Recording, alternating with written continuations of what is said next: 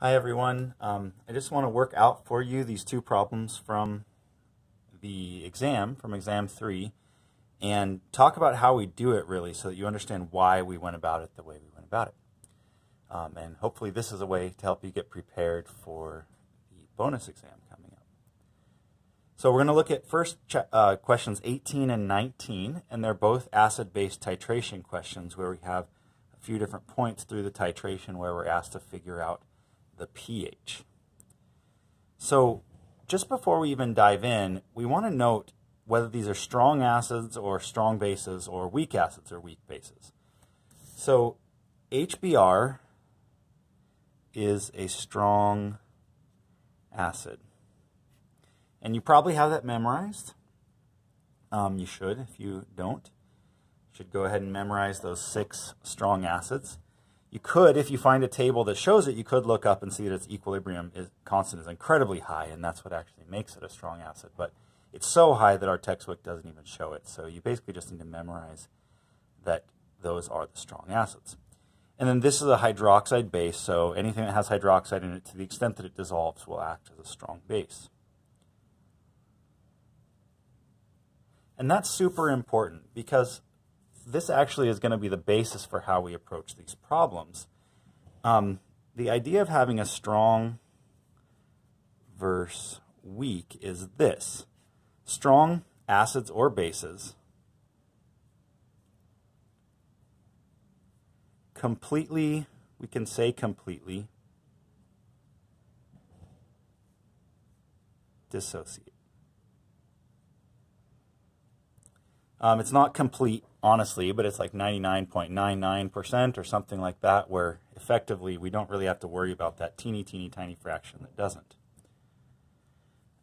So what's great about this is that we can just go ahead and straight assume if you put in 0.155 molarity of HBr, that it's going to split up completely into its ions, 0.155 molarity of the H plus ion and 0.155 molarity of the Br negative ion. And what this allows us to do is ignore equilibrium calculations. So we don't have to set up any ice tables, no ice tables, because there's not going to be a significant amount on products and reactant side. It's basically just going to be all products. We can just assume it goes all the products and stop worrying about it.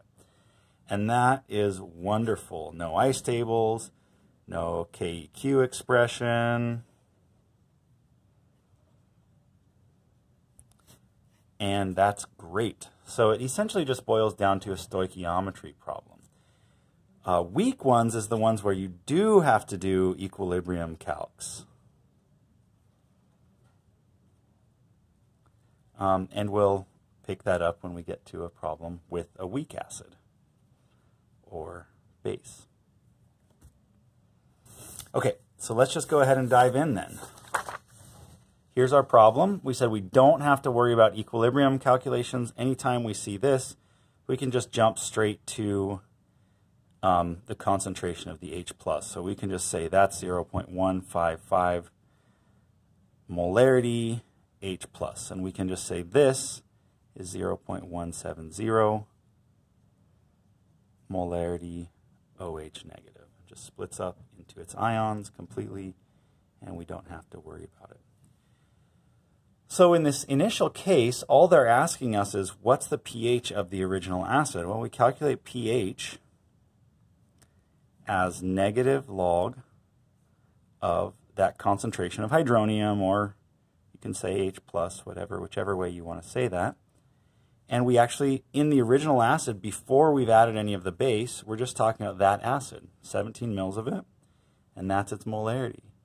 So what's the pH there? Well, we just have to plug in negative log of 0.155. And that's it, because that's the molarity of H+, and that just gives us 0.810 for our pH. And we're done. That's it. With a strong acid, as long as you can recognize that it is a strong acid, it will split up completely into its ions. You can just plug it straight in to find the pH. But now we have a little bit of competition going on. We have that same acid, but now we've added also some base. So let's go ahead, before we get any further, and actually just sort of figure out what's going on, what we've added in terms of moles. So let's start with the 17 milliliters of the H plus HBr solution, H plus solution. And we'll just go ahead and write that in liters, 0.017 liters. We'll multiply that by the molarity, 0.155 moles of the H plus solution per liter. And again, it's the HBr is what we're talking about, but we say that it dissociates completely, and all we care about here is the acid component of it, the H plus. So we'll multiply that, and that will give us 0.002635 moles of the H plus. And that's going to be the same number of moles of H plus throughout. So we'll just sort of underline that number so that we can refer back to it. And then we're adding more potassium hydroxide as we go. Then we'll do the same thing with potassium hydroxide, 0.007 liters of the potassium hydroxide solution at 0.170 moles of the hydroxide per liter gives us 0.00119 moles of the hydroxide.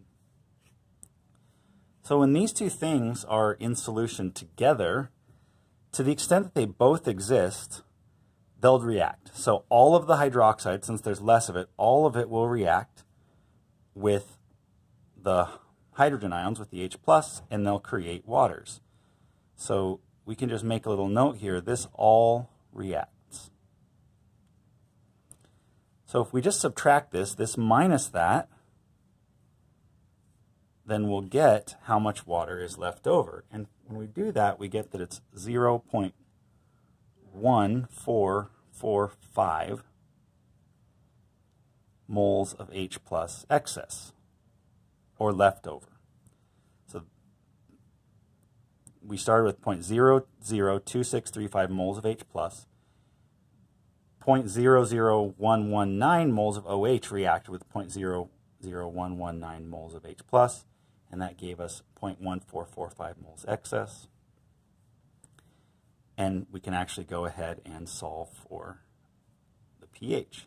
pH equals negative log of the H plus molarity. It has to be molarity here, so we're just going to go ahead and plug in 0.1445 moles per, sorry, I left out some zeros there actually. I should go back and do this. There were two zeros there, 0.00145, so that would be 0.001445 moles divided by the total liters. So the total liters was 0.024 liters, 0.024 liters of this solution. And that will give us pH equals 1.220. And that's the pH for the second problem.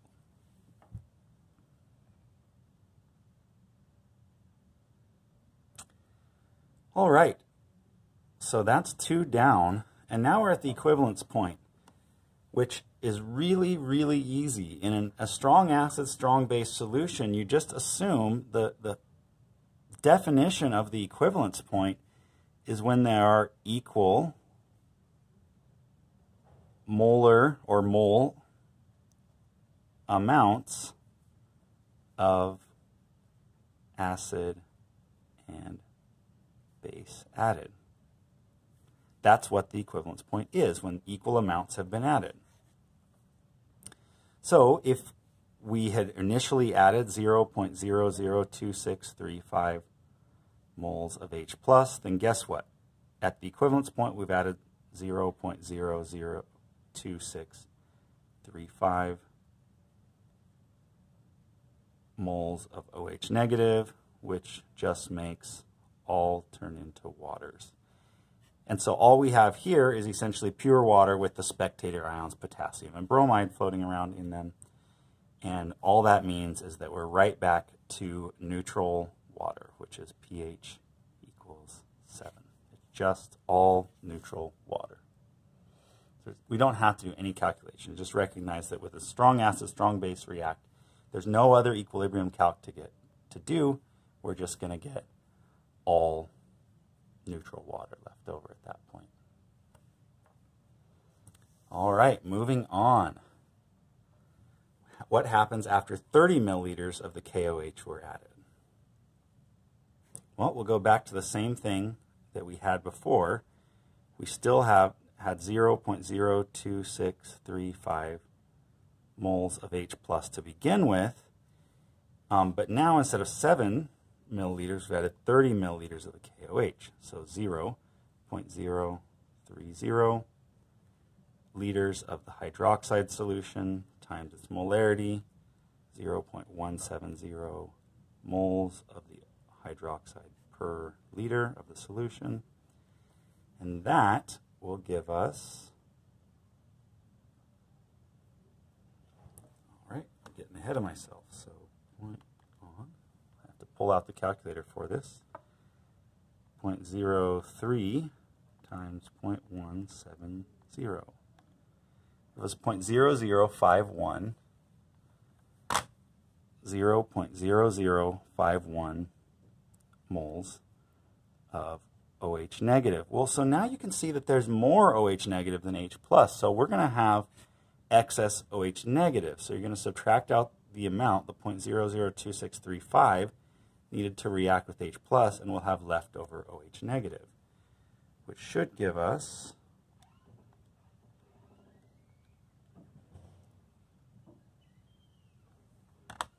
0.002465 moles of OH negative excess. And then we're in a little bit of a pickle because to calculate pH is negative log of the H plus molarity, negative log of the H plus molarity up here. And we don't have that. We have down here moles of OH negative. So we need to switch the POH equation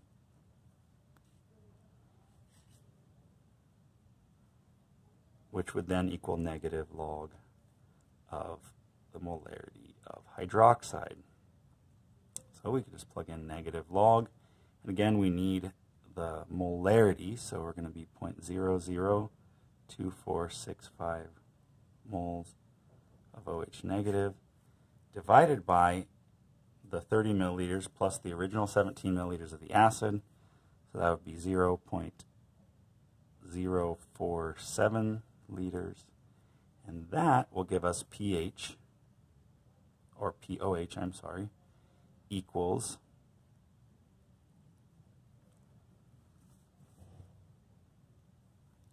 1.282.